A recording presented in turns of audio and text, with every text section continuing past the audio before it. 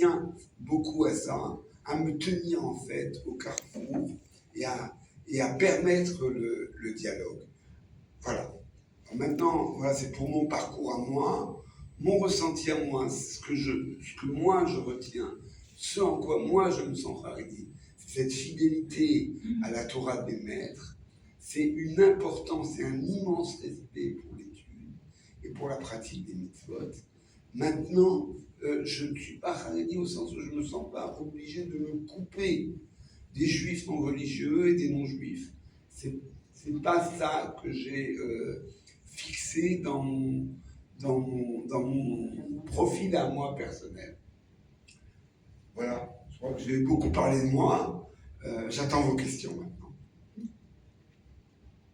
Alors, la question c'est quel est ton rapport à l'État d'Israël comme entité, au sionisme, parce que le Haredim s'oppose au sionisme, mais ne reconnaissent pas l'État d'Israël, mais on parle de groupes de Haredim organisés, les deux souvent principaux.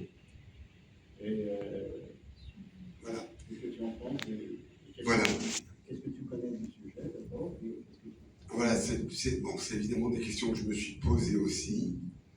Pour moi, je veux dire ça, je le tiens de ma mère, Zéhrona Livracha, qui avait été une juive issue d'une famille très pratiquante, puis qui avait été dans la résistance, et qui a eu son parcours à elle, et qui me disait, la question du sionisme, elle se pose avant la création de l'État. Maintenant, il y a un État qui existe, c'est un fait, alors on est où on soutient cet État, où on ne le soutient pas, et là, pour ne rien vous cacher, je le soutiens. Je pense que c'est une chance pour le peuple juif, ça pose plein de problèmes, et je vais dire, plus on est vivant, et plus on a des problèmes. C'est-à-dire que, là aussi, évidemment, en France, en Rousse-Larrête, disons en France, être juif ne commande pas, on peut facilement être juif avec les autres, les questions partisanes ne se posent pas parce qu'il n'y a pratiquement pas d'enjeu. Plus il y a des enjeux, c'est-à-dire plus il y a de la vie, et plus il y a des discussions. Et donc les questions en Israël sont des questions.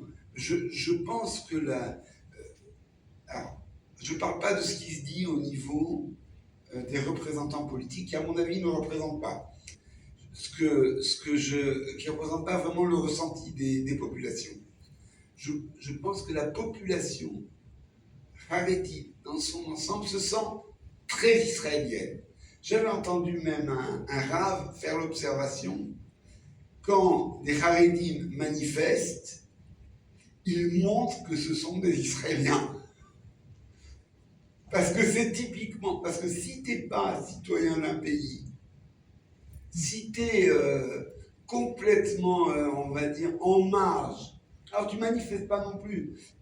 Manifester, c'est quelque part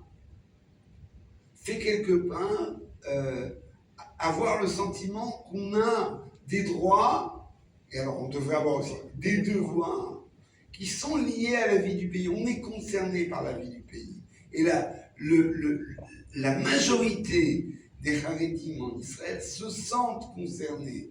Je disais tout à l'heure à Ori que je donne un cours régulièrement à Bnei Brak, donc j'habite d'abord juste à côté à Givat Shmuel, et je donne un cours régulièrement à Bnei Brak, une population francophone qui n'est peut-être pas non plus typique, mais j'avais l'occasion d'étudier et de prier régulièrement au Kollel Chazon Ish, qui est un des temples en fait du monde haredi lituanien.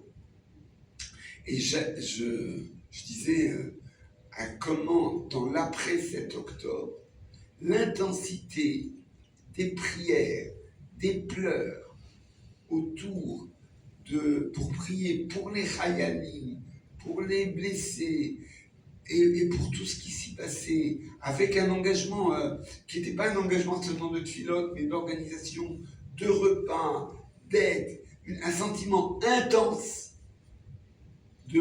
d'appartenir au même peuple. C'était très visible. Ce sentiment, a été, alors moi je dis, mais ça n'engage que moi, a été pollué par les enjeux politiques partisans. Où à un moment donné, la chasse aux voix a fait qu'on a voulu capter, alors du côté Haredi, on a voulu capter une mobilisation une mobilisation d'un côté, et du côté, on va dire laïque pour dire vite fait, capter une clientèle rapidement mobilisable anti-harédite. Et on a lancé à ce sujet la question, qui est une question clé, la question de l'enrôlement des harédim. Et là-dessus, cette question, elle a été tellement instrumentalisée qu'elle a appelé des réponses partisanes, des réponses d'institutions, des réponses stratégiques un peu comme quand on joue aux échecs, de position, qui ne représentent pas le ressenti des gens.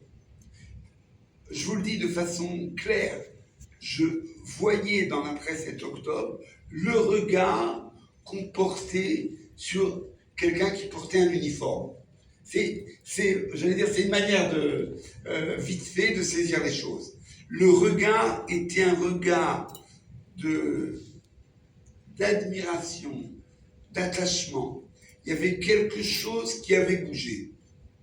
Et puis après, sont venus les mots d'ordre de tous les côtés. Alors les mots d'ordre d'engagement du côté laïque qui réclamait l'engagement, et des mots d'ordre du côté des rabbinim, des hautes autorités du monde haredi, qui se sont positionnés violemment contre. Vous connaissez tout ça. Alors, on a en fait structurellement organisé, mis en place, j'allais dire, un drame, un déchirement. Et ce déchirement ne représente pas ce que sont les gens. Il y a des mouvements, je pense que pour le moment, c'est des mouvements, on va dire, souterrains, qui existent de la part d'une jeunesse qui se sent concernée, qui sent aussi que cette situation de ne pas faire l'armée, de ne pas faire d'études, de rester dans une sorte de grande limitation au niveau professionnel et au niveau économique, ne leur convient plus. Il y a quelque chose qui bouge. Et ces mouvements-là se font, j'allais dire, malgré les institutions. Mais bon, les institutions, surtout dans le monde haredi, les mots d'ordre sont forts. Donc c'est difficile de faire bouger les choses. Mais à mon avis, il y a des choses qui sont en mouvement. Le problème, c'est de ne pas casser et de ne pas empêcher les rencontres qui permettent de mieux comprendre les besoins, les sentiments des uns et des autres. Est-ce que j'ai répondu? Est-ce que vous ne pensez, enfin, je suis totalement d'accord avec vous, mais est-ce que vous pensez qu'un dialogue encore plus ouvert aiderait les Haredim? Parce que on avait un programme à l'époque où je travaillais à Bar-Ilan, où les Haredim qui voulaient sortir de leur cercle, mais voulaient rester Haredim. Et on leur apprenait. Malheureusement, il y a un seul programme comme ça en Israël. Je ne sais pas s'il existe encore. Et c'est dommage, parce qu'il y a beaucoup, comme vous le dites, il y a beaucoup de Haredim qui veulent faire l'armée, d'ailleurs qui la font. Et je pense qu'en tant que, on va dire Hilonite, mais pas Haredi, je pense qu'au contraire, on doit les aider à s'intégrer avec nous. Je suis entièrement d'accord avec vous. Pas forcément besoin de micro aussi. Si on a besoin de micro, c'est mieux. Non. Bon, écoutez, vous avez raison, c'est vers ça qu'il faut aller. Et il y a quelqu'un dont je suis pas directement proche, mais proche de proche, qui fait beaucoup de choses à ce sujet, c'est le Rav David Leibel, vous avez peut-être entendu parler. Il a dans ses collègues des gens qui sont au collège le matin et qui reçoivent des formations professionnelles l'après-midi. Des chefs de famille, la quarantaine, la trentaine, la quarantaine, en charge de familles nombreuses qui font des formations. Et de la même façon, il a lui aussi ouvert des programmes avec l'armée où on peut faire l'armée et on est respecté en tant que Haredi. Mais il le paye aujourd'hui très cher, c'est-à-dire qu'il est sous surveillance policière. Pourquoi? Parce qu'il y a des voyous qui en ont fait, qui l'ont transformé qui l'ont caricaturé comme quelqu'un qui est en train de rompre la ligne. Voilà, on avait une position et il y a un gars qui nous a tout cassé en ouvrant la voie, en le voyant comme quelqu'un qui crée une brèche dans la forteresse, vous voyez. Mais des gens comme lui, il y en a beaucoup. Il y en a beaucoup. Et donc, à un moment donné, je pense que ces choses-là vont nécessairement se faire, ne serait-ce que par l'importance démographique qu'il y a, qui fait qu'il y a des nécessités. Je veux dire, je ne suis pas prophète, mais j'ai vu comment, par exemple, le discours, on va dire, pour prendre un exemple, le discours par rapport à la Aliyah, des Haredim, là je suis bien passé pour en parler, il y a 30-40 ans, a complètement changé. Le discours sur vivre en Israël a complètement changé. Alors, certes, si vous allez voir un Rav Haredi lambda, il vous dit, c'est bien, vous faites votre Aliyah, mais attention, il faut prendre des précautions pour vous mettre dans un endroit de Torah. Donc, si vous voulez, ils accompagnent le mouvement en mettant des bémols. Mais si vous les aviez entendus il y a 30 ans, ils auraient eu un autre discours complètement. Les discours changent. Je pronostique que dans 30-40 ans, les autorités rabbiniques diront « mais c'est une mitzvah de combattre ». C'est une mitzvah de défendre son pays et son peuple. C'est d'ailleurs marqué dans la Torah. Mais les mentalités travaillent avec de l'existentiel.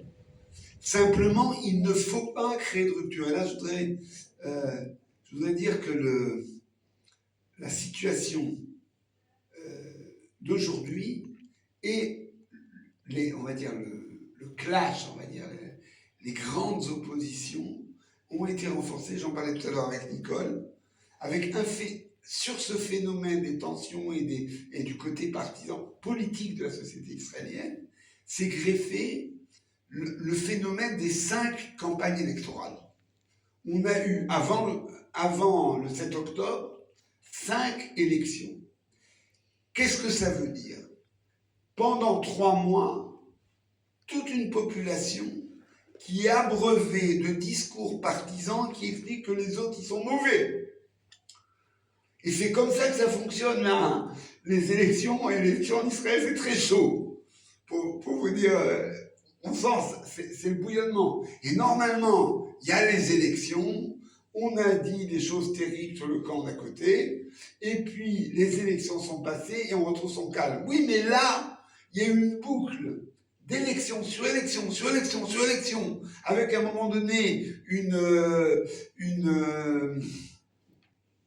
coalition un petit peu hétérogène autour de Bennett, de Naftali Bennett, qui a fait grincer les dents de tous les côtés, qui a fait aussi des choses très bien à mon avis, mais voilà. Il y a de tout. Moi j'ai trouvé ce qui était intéressant dans cette coalition Bennett, c'est vraiment une parenthèse, qui a été honnie par les Haredim à ce moment-là, et par beaucoup de monde qui se sont trahis, hein. À juste titre, il y a quelque chose qui s'est passé qui n'était pas évident. Mais ce qui était intéressant, c'est que vous aviez une coalition de gens qui sont très différents les uns des autres et qui ont dit on va avancer sur ce qui est le sujet commun et non pas avancer sur ce qui nous divise et sur lesquels on n'avance pas.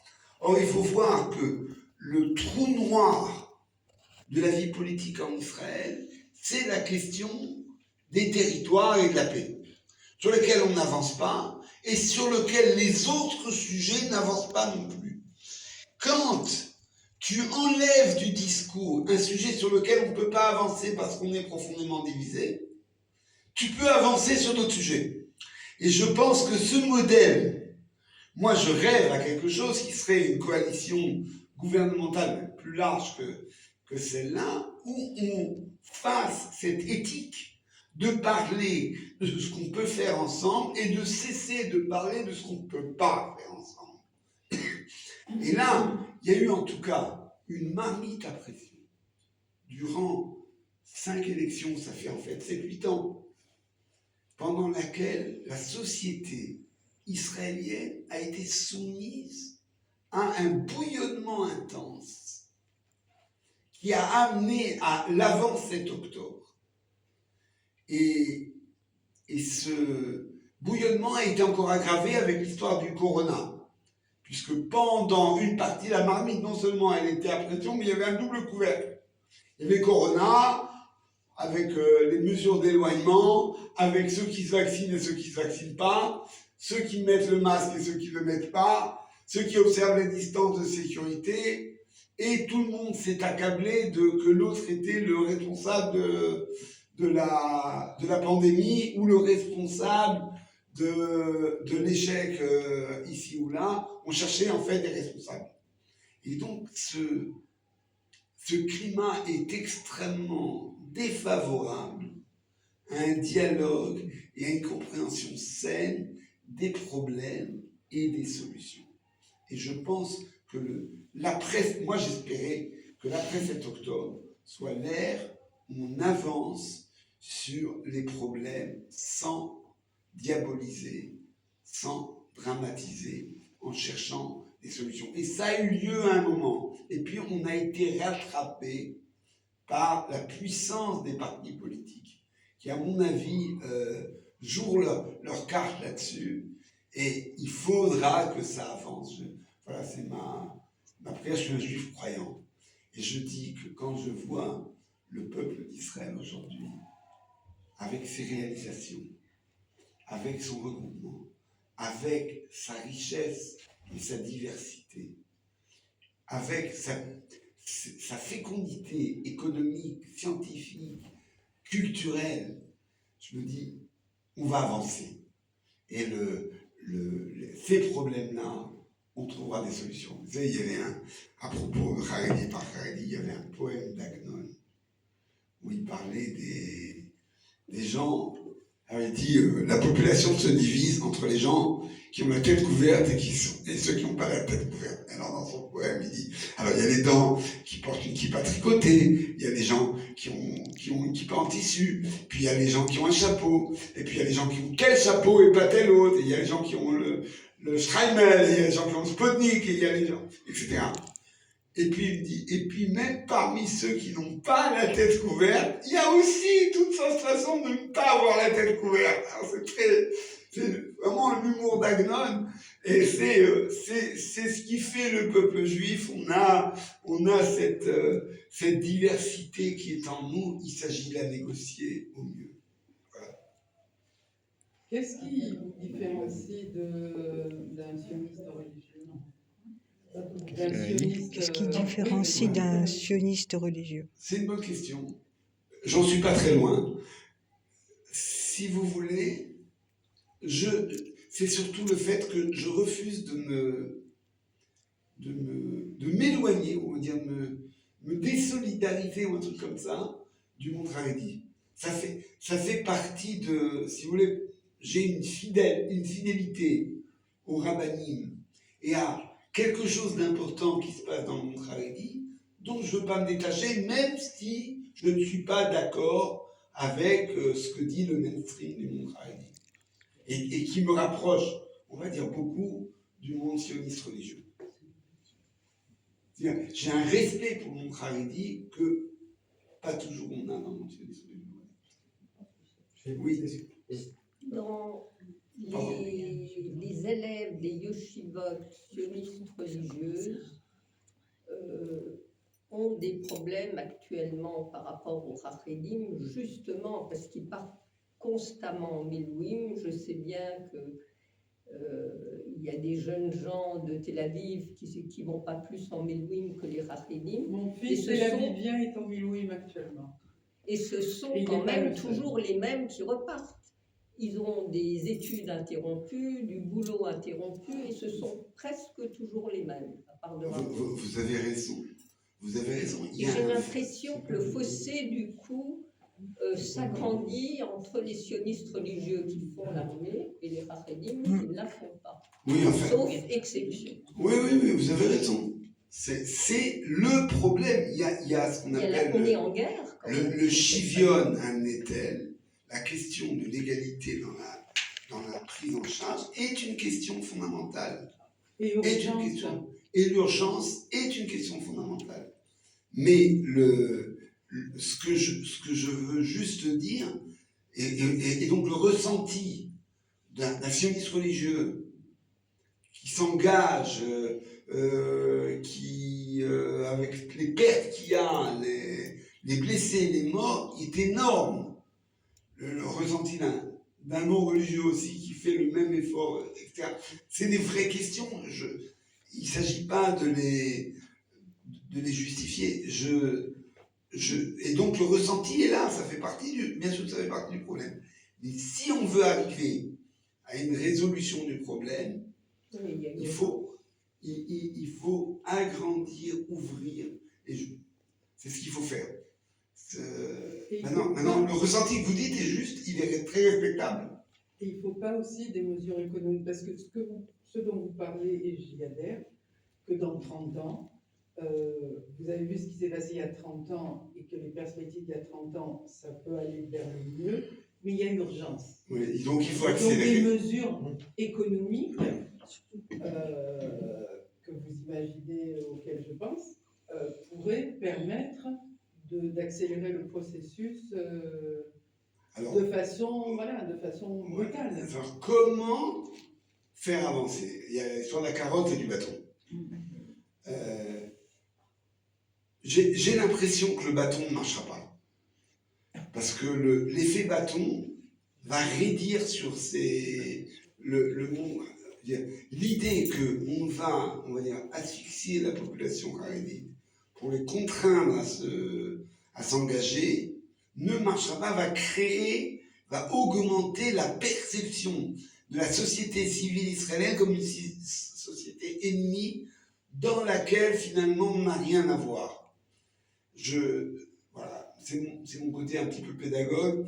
Je crois plus à la carotte, je crois plus aux représentations de gens exemplaires, par exemple du monde Haredi, qui ont fait l'armée et qui valident un peu ces choses-là. Il y a toutes ces opérations à la fois d'encouragement, de communication qui peuvent faire leur chemin. Je crois plus à ça. Mais je suis pas bon pour ça. Mais en fait, je partage votre truc. Je comprends l'urgence. Je suis d'accord avec vous.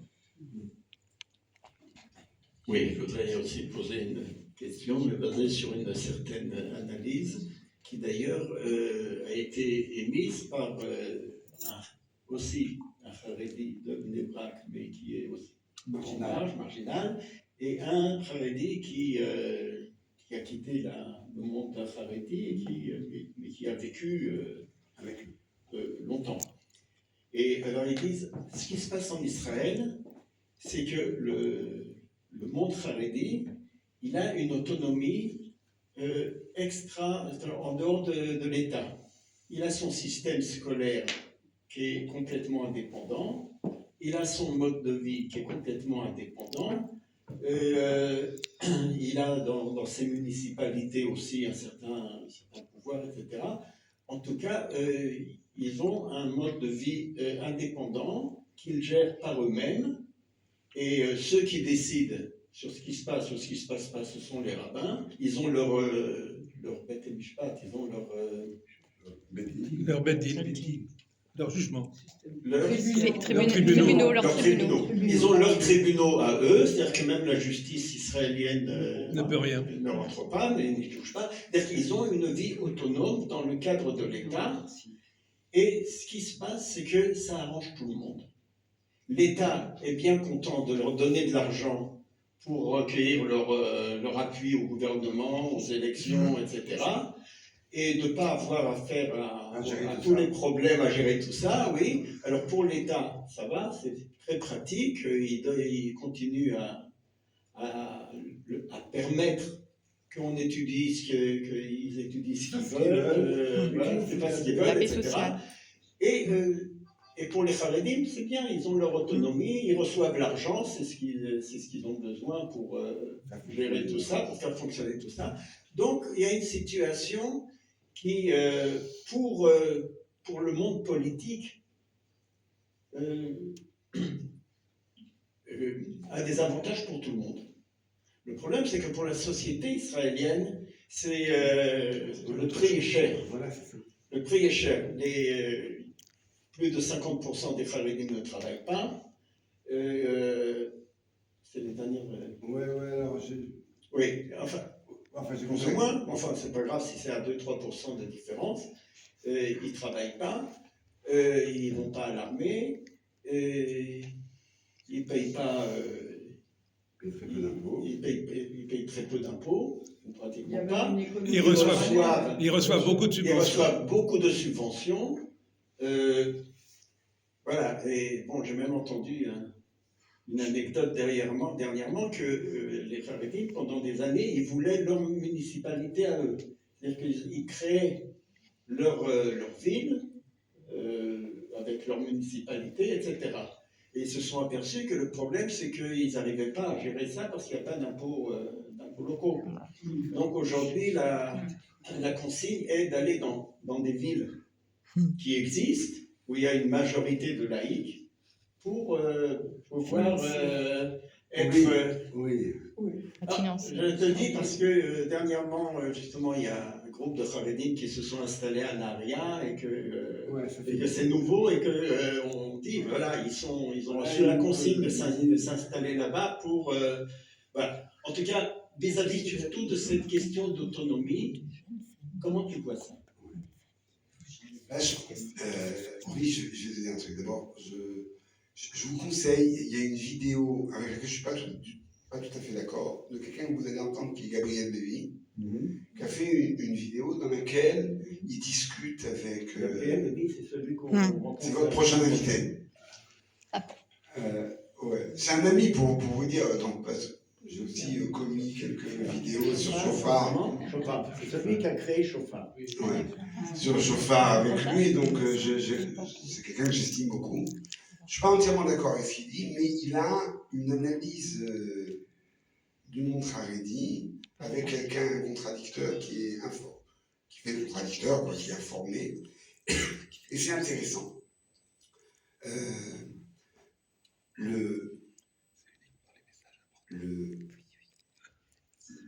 Ce que moi je retiendrai de ce que tu dis, Henri, c'est effectivement la scission qu'il y a globalement entre les besoins du système politique et les besoins de la société. Et en fait, il y a là de façon aiguë, quelque chose qui ne se corrige pas correctement. Le système politique a ses lois que la raison n'a pas. Et donc on arrive à, comme tu dis, à des aménagements ou à des stratégies qui font pas forcément le bien de l'ensemble de la population. Je pense que c'est pas ce que tu dis sur le monde du travail, pas tout à fait exact. Gabriel Lévy, bon, il discute un petit peu de ça. Il dit d'abord, les femmes travaillent. Les femmes travaillent, et donc c'est elle qui. Et maintenant, chez les hommes, c'est pas 50%, 100% des femmes, mais 0% des hommes. Donc, il y a un peu plus que ça. Et il y a beaucoup d'hommes qui travaillent, ne serait-ce que, pour vous dire, une ville comme Desbraques, c'est une ville qui est relativement chère. Et pour y vivre, il faut travailler. C'est pas les subventions qui, au niveau qui coûtent beaucoup à l'État, mais qui sont minimes du point de vue du budget d'une famille, qui leur permettent de se maintenir. Donc il il y a aussi une activité économique. Le Rav Gabriel Lévy relevait que c'est pas tellement le problème qu'il travaille pas, c'est que même quand il travaille dans quoi? Dans l'éducation, dans des trucs qui ne génèrent pas énormément d'argent. Aussi, le high-tech maintenant. Alors, dans une économie parallèle, mais ça c'est marginal. À Bnei Brak, beaucoup de high-tech actuellement. Alors maintenant, il y a le high-tech. Et ben ça, c'est la stratégie du Rav Lebel. Absolument. Du Rav Lebel, qui est en train de changer la donne. Et maintenant, les Surtout à femmes Bnei Brak. du monde Haredi Oui. ont délaissé l'enseignement, ce qui va être plus tard un problème pour l'enseignement, parce que le drame, à mon avis, c'est le prof qui parle là, le drame, à mon avis, c'est que l'enseignement n'est pas assez bien rémunéré. Du coup, on a tout le côté social, infirmière, assistante sociale, éducateur, qui travaillent effectivement, mais qui n'ont pas de masse salariale importante. Et j'allais dire, c'est pas forcément un défaut, mais c'est un problème de système. Pour vous dire que pendant les élections, je dirais pas quel parti, il y a quelqu'un, j'ai entendu une conversation entre un représentant du parti, une des 5 élections là, qui disait, on habite, alors c'était pas des Haredim, on habite dans un moshav, ma femme, elle est éducatrice, moi, je suis un agriculteur, on gagne peu et pour les soins médicaux, etc., on est complètement exclu du système. C'est pas normal, on est au centre de la vie. Quelqu'un qui s'occupe d'éducation et quelqu'un qui s'occupe d'agriculture, il est normalement au centre de la vie du pays, et on est exclu. Et le gars répond, cache en pleine période électorale, donc normalement, t'es séducteur, t'essayes de dire des choses que l'autre attend. Il fait aucun effort. Il dit, vous avez choisi de vivre une vie de pauvreté, c'est votre problème. Comment on peut répondre ça? Et là, il y a quelque chose, là, je dis, si c'était la société réelle, pour prendre un terme moderne, qui gérait les questions, il y a là des choses qui ne vont pas. Il y a des choses qui ne vont pas. Il faut savoir, d'ailleurs, c'est un autre sujet, mais les gens sont très inquiets. Une des choses qui fait la richesse d'Israël aujourd'hui, c'est sa fécondité en technologie, en inventivité technologique. Et les gens disent cette fécondité en inventivité technologique vient d'un moment où l'État d'Israël misait énormément sur l'éducation. Et aujourd'hui, on mise beaucoup moins sur l'éducation. On est en train de faire maigrir la poule aux œufs d'or. Donc, vous voyez, ça c'est des questions sociétales. C'est des questions de travail, d'association, auxquelles il faut réfléchir pour donner des règles, effectivement, qui fait que la société elle-même aille vers le bonheur. Mais pour le moment, oui, il y a tous ces problèmes, c'est sûr. Il faut une volonté politique. Il faut une volonté politique, je ne vais dire pas de la politique, Non, mais du politique. du politique. Begadol. À mon avis, on n'y arrivera que quand on aura une coalition gouvernementale large qui se libère du jeu des petits partis pour avoir des idées grandes. Et par rapport à excusez-moi. Il faut changer le Par système rapport- électoral. voilà, c'est ce que j'allais dire. Ça fait des Voilà, années qu'on en exactement. parle. C'était Pour ma changer le question. système Je suis désolée. électoral, il faut changer le système électoral. C'est ça en fait. C'est ma question. Je suis désolée. Je vous ai interrompu, je suis désolée. Ouais, non, j'écoute. Non, c'est bon. C'était ma question, c'est de savoir changer le truc électoral, est-ce que c'est possible ou pas à l'heure actuelle? Moi, je pense que ça va venir. Ça va venir? Je pense. On n'a pas entendu la question. Est-ce que le système électoral pourra changer? Moi, je pense que ça peut pas continuer comme ça. Hein, on Mais dit ça fait longtemps des années qu'on en ça parle. fait longtemps qu'on dit ça et ça n'a pas changé. Ça continue. Mais je pense que maintenant, on atteint des situations insupportables. Et donc, il y a quelque chose qui doit se passer. C'est mon intuition, hein, encore une fois. Là, je ne suis pas prophète, je ne sais pas. Mais il y a trop d'éléments extérieurs aujourd'hui pour que ça n'avance pas plus vite. C'est-à-dire qu'avec la guerre qui est quand même sous-entendue, avec justement les Haredim qui essayent de vivre en autarcie de plus en plus pour empêcher toute une partie de l'équité, avec la communication des réseaux sociaux, même si un certain nombre les empêche de pouvoir s'exprimer, il y a quand même des messages qui passent, et compte tenu de tous ces éléments, la société bouge, et bouge très vite, mais sans véritablement, je dirais, guide.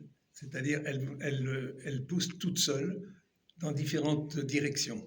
Il n'y a pas de direction prévue. Oui, ce que je pense, c'est qu'à un moment donné, le vox populi va devenir un vox dei.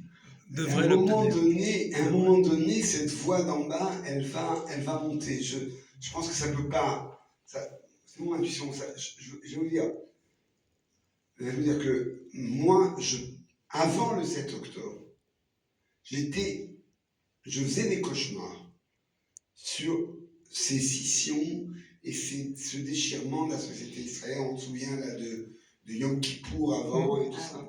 Tous ces actes comme ça qui disaient quelque chose, je me disais, mais on est un tout petit peuple entouré d'un océan d'ennemis, on ne peut pas continuer à se déchirer comme ça. C'est pas possible, on n'a pas les moyens. Et je continue à me dire qu'il faut que les choses bougent. Et je pense, très modestement, que les rencontres, c'est ce qui peut faire bouger les choses. Je pense qu'il faut investir sur ces choses-là et investir sur les voies, les solutions de sortir, les valoriser, les estimer. Et voilà, je suis, on va dire, un éternel optimiste. Je pense qu'à un moment donné, on va trouver l'équation. Mais cette question-là, en fait, elle est une question centrale. Si vous regardez l'historique du peuple juif, elle est une centrale. Un jour, on m'avait demandé de faire une conférence sur du management. Non, c'est pas tout à fait mon métier. Je me suis un peu renseigné. Et j'étais tombé sur une étude américaine. Alors, les Américains, ils n'ont pas les tabous des Français. En France, vous ne pouvez pas faire des statistiques sur les différentes ethnies, puisqu'il n'y a qu'un seul citoyen français. Et tenter de faire quelque chose de comme ça, c'est tout de suite considéré comme du racisme. Aux États-Unis, on sait bien qu'il y a les hispanophones, les anglophones, etc., etc. Et alors je disais, conseille un chef d'entreprise. Si vous avez dans votre entreprise, je me souviens, des portoricains, vous allez avoir de la gaieté, vous allez avoir de l'ambiance, mais vous aurez tel et tel problème. Si vous allez avoir des WASP, on va dire des protestants, vous allez avoir telle qualité de ponctualité, etc. Mais vous allez avoir tel et tel problème. Si vous avez des juifs, alors le gars a dit, bingo, vous allez avoir des ressources énormes, d'inventivité, de création, de dynamisme, d'autonomie. Mais vous allez avoir un problème. Ils ne savent pas accepter la décision collective si ce n'est pas la leur. C'est conseil au chef d'entreprise. Ce gars-là, il a vraiment bien observé, c'est notre problème. Et maintenant, on est là tous ensemble, il faut qu'on avance sur ce problème. C'est l'enjeu. Et Rami nous dit que les deux temples se sont effondrés là-dessus. L'exil et les malheurs, j'allais dire, du peuple juif sont énormément liés à cette difficulté à voir ce qui est commun plutôt que de se déchirer sur ce qui ne se pas. Et je pense que c'est à l'heure et il faut que ça avance. C'est ma prière, en fait. Les Haredim disent que leur participation à l'effort d'Israël vient du fait qu'ils étudient la Torah, etc., et qu'ils prient. Et que c'est leur manière de participer. Oui. à l'effort et que c'est peut-être grâce à ça qu'il y a des réussites, il y a des victoires, etc. Que penses-tu de cet argument? Je pense que c'est un argument interne, on va dire. C'est un argument interne. Vous connaissez la blague du gars qui a sa fille qui est mariée avec un type qui n'a pas bien sa vie. Alors, au bout de quelques mois, il y a un ami du beau-père qui vient voir et dit « Alors, comment ça marche avec ta fille ?» Comment tu t'entends avec ton gendre? Je m'entends trop bien. Il me prend pour Dieu. Pourquoi? Quand je lui demande, mais comment tu vas faire avec ça? Et maintenant vous allez avoir des enfants, et comment tu vas financer? Et quand on dit, Dieu il pourra, Dieu il pourra. D'accord, c'est excellent. Je la connaissais. Et encore des questions? Alors, sinon, je pose la dernière. C'est aussi ce que j'ai dit tout à l'heure, que j'ai entendu par un ancien Haredi, qu'on lui a demandé, mais alors, qu'est-ce qu'il faut pour que ça change? Il a dit, la seule chance que ça change, enfin, dans les années à venir, je ne parle pas dans 30 ans, oui, c'est qu'il y ait un gouvernement sans les Haredim, et que tout ce qui n'est pas lié à l'ensemble mamlarti, c'est bon, ce qui n'est pas étude selon les règles, ce qui n'est pas engagement à l'armée, ce qui n'est pas vie de travail, etc. Les consignes de l'État. Il ne suit pas un minimum. Ouais, Les consignes essentielles de l'État ne sont pas rémunérées. Il n'y a pas d'argent qui arrive là-bas. Et il justifie ça en disant, en 2003, quand Netanyahou, le même Netanyahou, était ministre des Finances, il avait supprimé une grande partie des allocations aux hommes qui ne travaillaient pas, les allocations aux familiales, etc. Et après quelques années, 2-3 ans, le nombre de Haredim qui travaillaient a beaucoup augmenté et le nombre d'enfants par femme a diminué. Et ça a donc montré que ça avait une certaine efficacité. Le problème, c'est que le même Netanyahou est revenu au gouvernement quelques années après, il avait besoin des Haredim, il a annulé toutes ces consignes. Alors, ce que dit ce jeune, il me dit, tant que le gouvernement fera passer de l'argent à tout le monde, chez les Haredim, et en telle quantité, il n'y a aucune chance que ça change. Le seul moment où ça changera, c'est quand on arrêtera d'alimenter tout ça. À mon avis, moi, c'était un peu la question de monsieur avec la carotte et le bâton. Honnêtement, je n'y crois pas. Je pense qu'effectivement, on va dire, au niveau du rapport au travail, il y a peut-être quelque chose qui va bouger, mais au niveau de l'armée, certainement pas. Ça va faire l'effet contraire sur l'armée. Parce que ça va renforcer la représentation de la société civile comme une société ennemie. Mais je crois plus à des stratégies d'ouverture de Yéridot, Harediot, de ces multiplications de ces filières. Ça peut être fait en parallèle. Qui soient faits. Je vais vous dire, il y a un autre sujet qu'on en parle qui n'est pas tout à fait le sujet du monde Haredi, mais qui est exemplaire.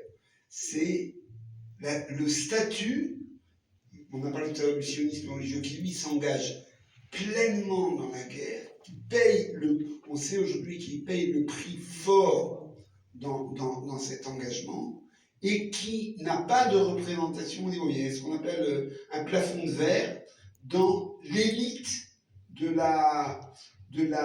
l'armée. Ils passent pas, ils sont pas approuvés par l'élite.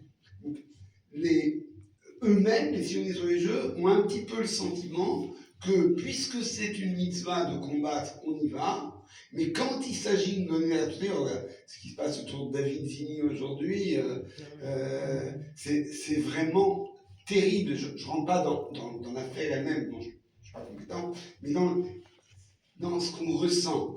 il y a là quelque chose, qui est que le religieux, on va dire, au niveau le plus large, il n'est pas vraiment. On veut bien l'utiliser, mais pas vraiment. Je pense que ces représentations, d'avoir à un moment donné des généraux qui soient des généraux qui puissent aussi porter une kippa, c'est des choses qui peuvent faire bouger énormément de choses. Non, ça c'est un silence au jeu. Maintenant, du point de vue d'un Haredi, voir ces enfants, même s'ils vont dans une section, on va dire section aménagée, savoir que les grandes décisions sont prises par des gens qui peuvent être complètement indifférents, voire hostiles à la question religieuse, ça leur fait peur. Il y a beaucoup de choses dans les représentations. Il y a beaucoup de choses qui vont, à mon avis, bouger, qui ont peut-être déjà commencé à bouger. Voilà ce que mon ressenti encore une fois. Est-ce que vous pourriez évoquer ce qui se passe du point de vue de la différence Ashkénaze-séfarade dans le milieu haredi? Scolaire. Haredi, dans le milieu haredi. On ne voulait pas aborder. C'est une très bonne question. J'ai gardé ça pour la fin. Personne n'est parfait, moi je suis Ashkénaze.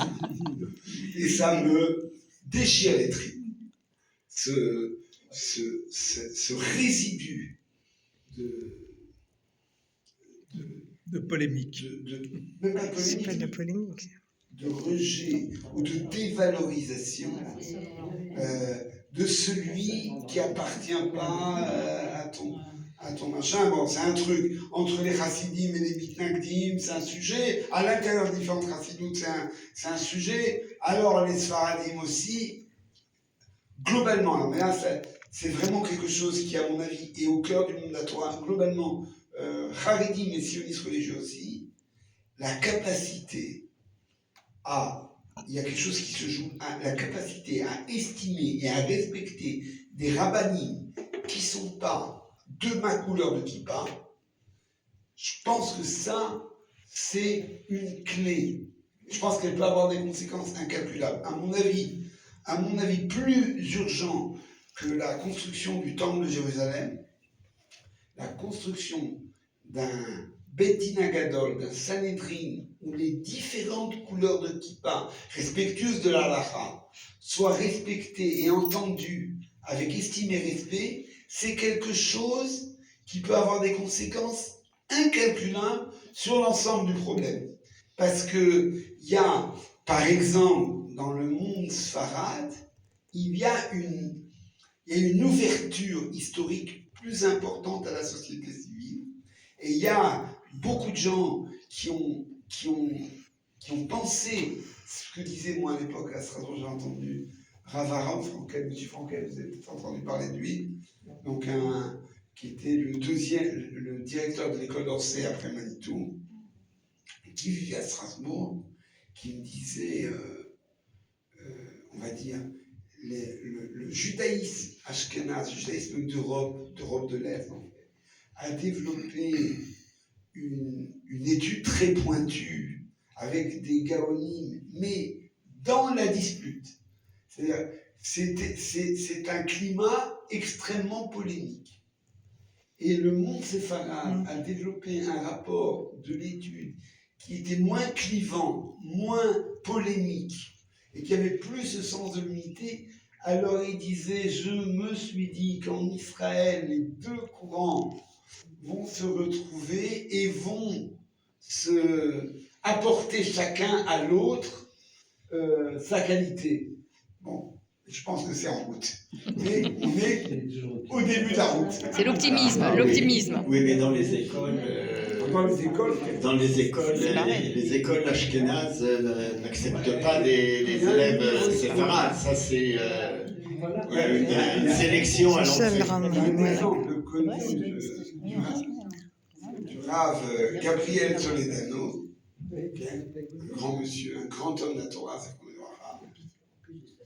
Il s'est présenté, je crois, à Polyvitch, une des grandes yeshivot lituaniennes, prestigieuses et très sélectives.